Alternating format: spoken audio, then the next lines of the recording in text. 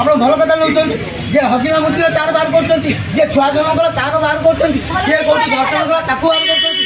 ଆପଣ ଆଜି ପର୍ଯ୍ୟନ୍ତ କେତେ ମହିଳାକୁ କାମ ଦେଇଛନ୍ତି, କେତେ ଜଣ ଲୋକଙ୍କୁ ଆପଣ ଉପକୃତ କରୁଛନ୍ତି। ମୁଁ ଦେଇଛି 45,000 ଲୋକ ଏଠି ବର୍ତ୍ତମାନ ଓଡ଼ିଶାରେ ମୋର। ମୁଁ ଯଦି 5 ଦିନ ଡାକିଦେବି ଏଠି ଜାଗା ମିଳିବନି। ଆପଣ શું କରୁଛନ୍ତି?